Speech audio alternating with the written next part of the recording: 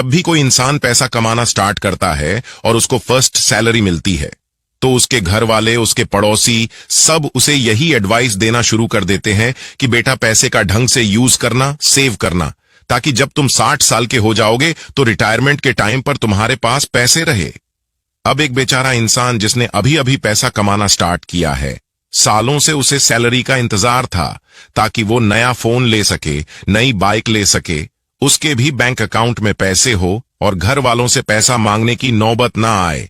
ये सारे सपने लिए हुए जस्ट अभी अभी जॉब करना स्टार्ट करता है और उस पर दुनिया भर का प्रेशर आ जाता है, जिससे वह कंफ्यूज हो जाता है कि पैसा कैसे सेव करें, इन्वेस्ट करें, रिटायरमेंट कब लें।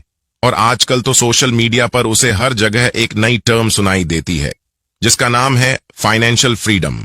वह हर जगह सुनता रहता है कि हमें जल्दी से जल्दी फाइनेंशियली फ्री होना चाहिए ताकि हम लाइफ को एंजॉय कर सके, या फिर ये फलाना इंसान 25 की एज में फाइनेंशियली फ्री हो गया।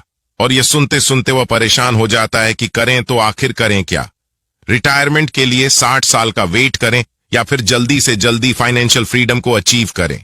और आखिर ये फाइनेंशियल फ्रीडम किस बला का नाम है और इसे अचीव करना है तो कैसे करें। और ये सारे सवाल उसके दिमाग में घूमते रहते हैं। और जब वह अपने पॉकेट की तरफ देखता है तो उसे लगता है कि वह तो केवल महीने का 20-30 हजार रुपए कमा रहा है, तो वह कैसे फाइनेंशियली फ्री हो पाएगा। तो दोस्तों, अगर आपके मन में भी ये सारे सवाल है तो डोंट वरी, इन सारे सवालों के जवाब आपको आज के इस वीडियो में मिलने वाले हैं। आज आपकी एज चाहे कुछ भी हो, चाहे आप अभी स्टूडेंट हो या फिर आपने जस्ट अभी अभी पैसा कमाना स्टार्ट किया हो, या फिर आप सालों से पैसा कमा रहे हो, बट कब रिटायर होना है, कब फाइनेंशियली फ्री होना है, इसका कुछ आता पता नहीं है। आज मैं आपको फाइनेंशियल फ्रीडम अचीव करने के कुछ इंपॉर्टेंट रूल्स बताने वाला हूं, जिसमें आप अपनी सैलरी का केवल 50% सेव करके और कैसे अपने महीने का केवल 15,000 रुपये इन्वेस्ट करके जल्दी से जल्दी रिटायर हो सकते हो। और आपको 60 की एज तक काम करने की जरूरत नहीं पड़ेगी। और सब मैं इतनी आसान भाषा में समझाने वाला हूं जिन्हें केवल 10-12 साल का बच्चा भी बड़ी आसानी से समझ सकता है।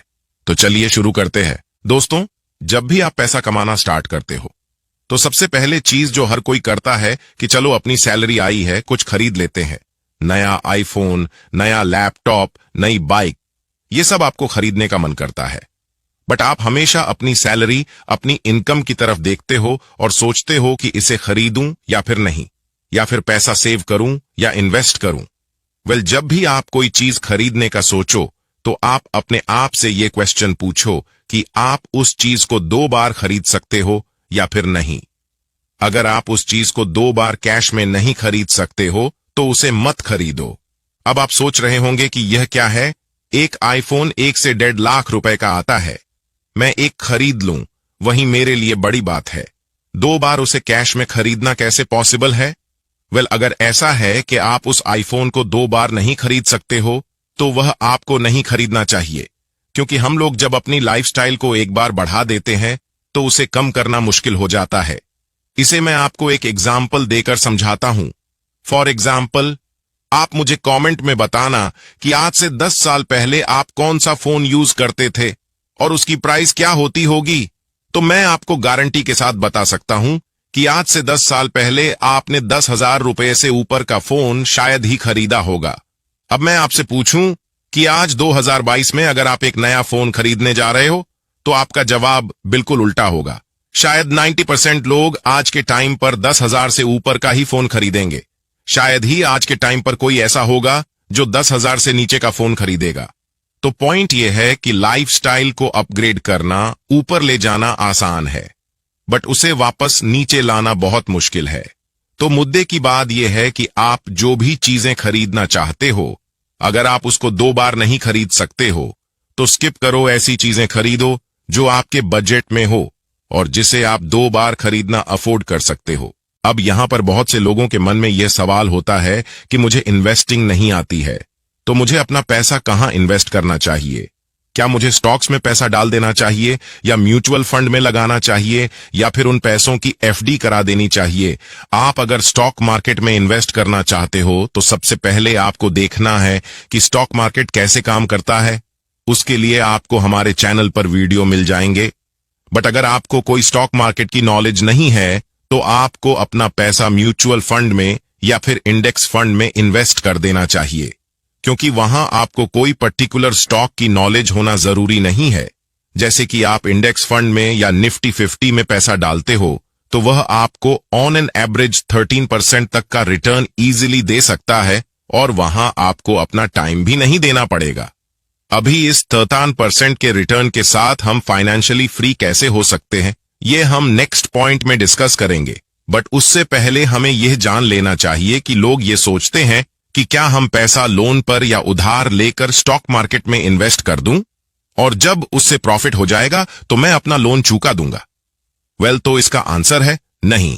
आपको कभी भी पैसा लोन लेकर स्टॉक मार्केट में या म्यूचुअल फंड में इन्वेस्ट नहीं करना चाहिए। अब ऐसा क्यों है? वेल, स्टॉक मार्केट एक वॉलेटाइल मार्केट है। कभी कभी ऐसा भी होता है कि आप जिस स्टॉक में पैसा लगाओगे उसका प्राइस 2-3 सालों तक नहीं बढ़ता है या कुछ खास प्रॉफिट नहीं होता है और हम लोगों के अंदर पेशेंस बहुत कम होता है, क्योंकि हमें रिटर्न जल्दी से जल्दी मिलना चाहिए। हम लोग सोचते हैं कि आज हम पैसा लगाए और अगले 1-2 महीने में हमारा पैसा डबल हो जाए, बट एक्चुअल में ऐसा होता नहीं है। और फिर हमें स्ट्रेस होने लगेगा कि हमने तो पैसे लोन पर ले रखे हैं, उसकी किस्त कैसे भरेंगे, और फिर हम पेशेंस नहीं रख पाएंगे और लॉस में ही अपना पैसा निकाल देंगे।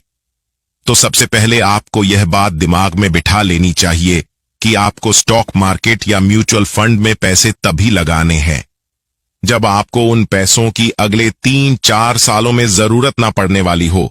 अगर आपको नेक्स्ट 1-2 सालों में गाड़ी ही लेनी है या शादी के लिए पैसा चाहिए तो ऐसे पैसों की आप एफडी ही करवा दीजिए।